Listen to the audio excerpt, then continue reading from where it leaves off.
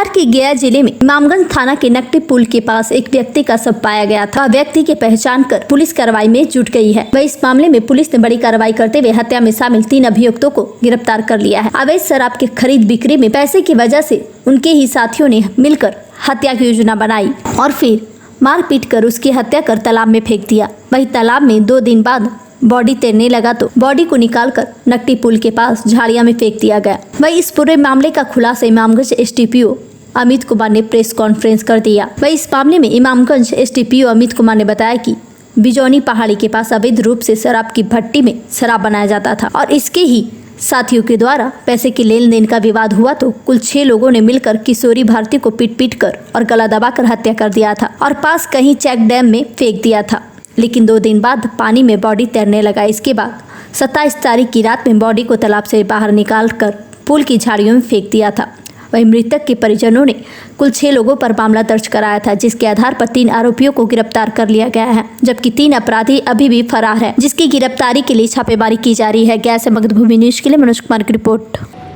देखिए, दिनांक 27/6/25 को सुबह 6 बजे इमामगंज थाना को सूचना प्राप्त हुई कि नकटी पुल के पास जो नीचे पानी है उसमें एक शव तैरता हुआ दिखाई दे रहा है।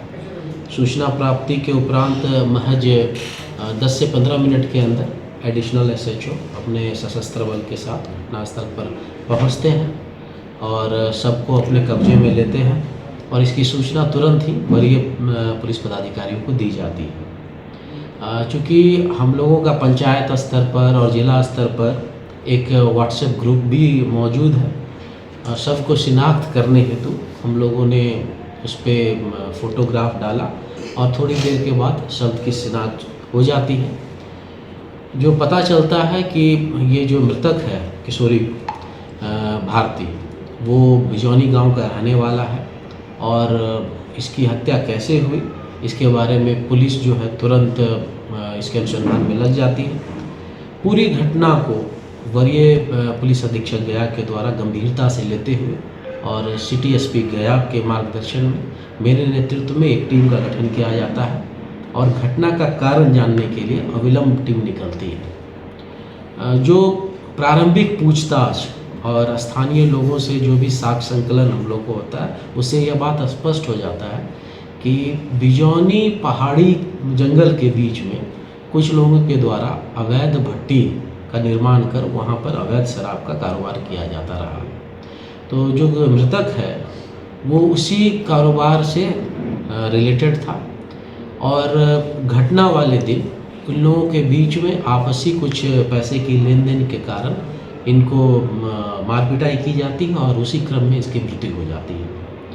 बिजौनी पहाड़ के बीच की ये घटना थी और मृत्यु हो चुकी थी, तो वहाँ पर जितने भी अपराधी थे इन लोगों के द्वारा वहीं पर एक चेक डैम है जो जंगली क्षेत्र से होते हुए मैदानी क्षेत्र तक आता है, तो तत्काल उस शव को वहीं पर वो लोग नदी में फेंक देते हैं।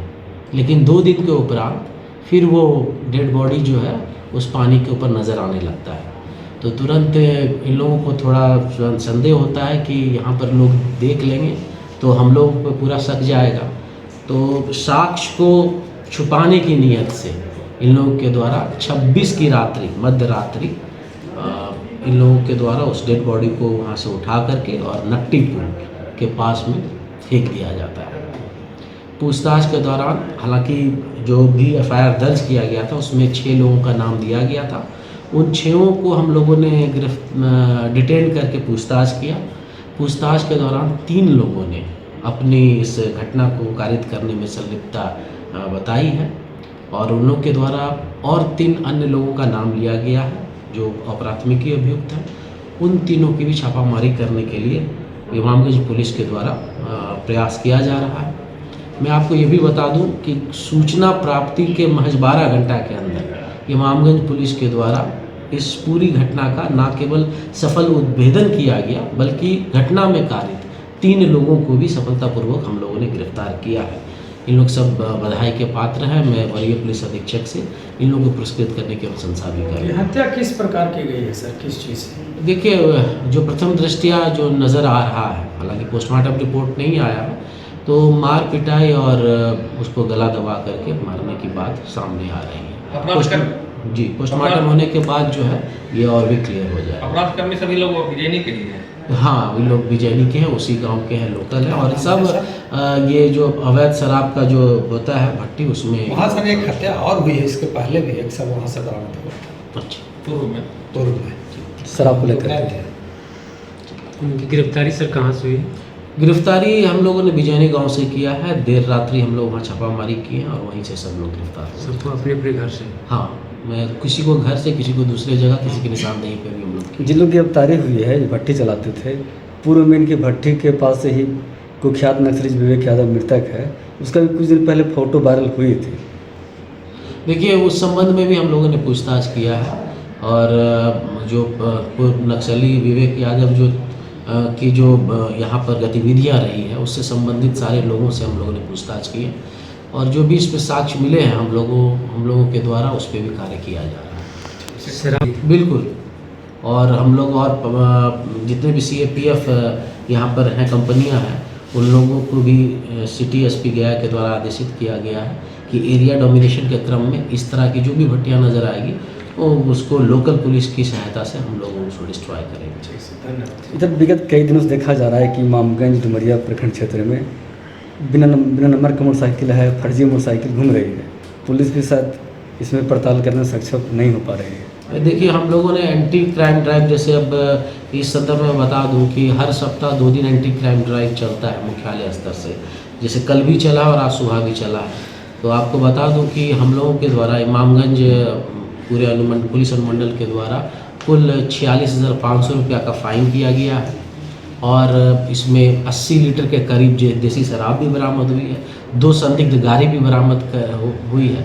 तो लगातार ये अभियान चल रहा है और कभी कभी हम लोग सरप्राइज़ नाका भी लगाते हैं। तो काम चल रहा है और ये बात सही है कि ऐसी गाड़ियां हैं, हम लोग चिन्हित कर रहे हैं और उन पर फाइन भी लग रहा है, सत्यापन भी कर रहे हैं और जो भी न्याय संगत कार्रवाई हम लोग कर रहे हैं।